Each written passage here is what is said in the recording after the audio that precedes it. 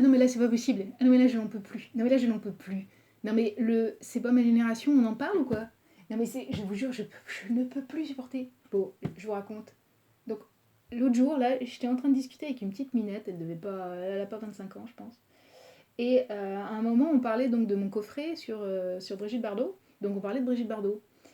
Et partant de Brigitte Bardot, moi à un moment je m'exalte un petit peu, je parle aussi d'autres choses de cinéma, Marilyn, Chaplin, je sais plus trop quoi. Et là la petite nana me regarde et me dit non mais moi je connais pas, c'est pas ma génération.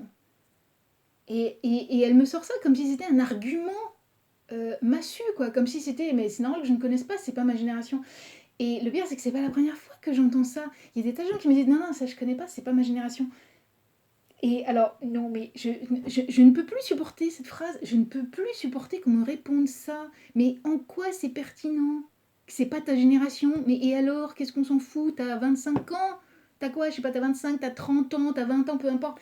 Tu te rends compte que si tu t'intéresses qu'à des trucs qui datent de ta génération, mais ça réduit le champ à mort. Bon sang de bonsoir, t'as vu l'histoire de l'humanité? Dans toute l'histoire de l'humanité, dans toute l'histoire des arts, il y a des tas de trucs qui se sont passés, c'était pas dans ta génération, mais tu vas pas t'en priver juste parce que à ce moment-là, t'étais pas encore né. Enfin, je sais pas, je trouve que ça révèle non seulement une certaine pauvreté intellectuelle, mais aussi une paresse, un manque de curiosité. Mais c'est pas ta génération, so what? Quand j'étais gosse, donc j'avais 5, 6, 7, 8 ans. Alors, il est vrai que chez mes parents, j'avais une énorme vidéothèque, donc j'avais un accès direct à des tas de choses.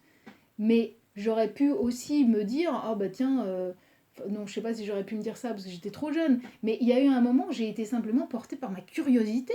Et heureusement que ma curiosité, elle s'est pas juste arrêtée à Chantal Goya, Dorothée, parce que j'aurais pu me dire après tout, bon bah je m'intéresse à des trucs de gosse. Non, j'ai été portée par ma curiosité, par ma soif, par ma faim.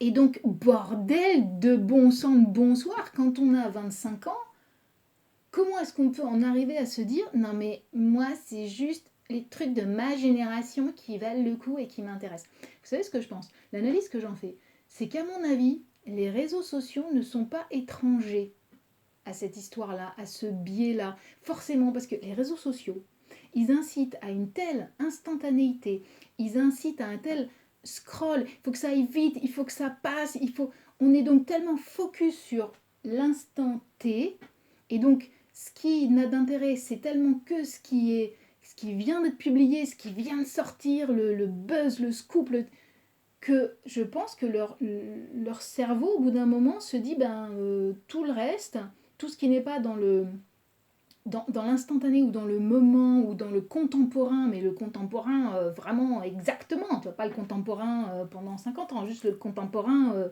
à la semaine près, enfin de la semaine, bah, ça ne présente pas d'intérêt. Alors, pour là je m'énerve un peu, mais moi ce que j'ai envie de dire à toutes ces personnes qui pensent ça et qui peut-être le pensent très sincèrement en se disant ouais mais après tout ce n'est pas ma génération, c'est normal que je ne connaisse pas, voire c'est normal que ça ne m'intéresse pas. Non, je t'en supplie, ne t'enferme pas dans ça. C'est pas parce que c'est pas ta génération que ça ne vaut pas que tu t'y intéresses.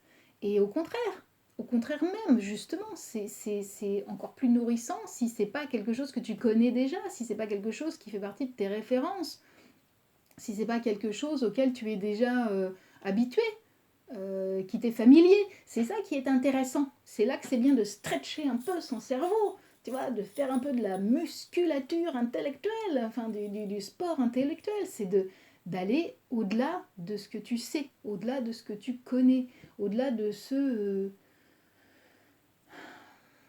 au-delà de ce que tu as toujours vu ou fait ou connu. Oh, punaise. Non mais sérieusement, ça me trouve le cul. Je vous jure, ça me trouve le cul. Et bien, je pense qu'il faut plus. Non mais faut pas que je m'énerve en même temps. Faut pas que je m'énerve aux gens qui me disent ça parce que je sais qu'ils y sont pour rien.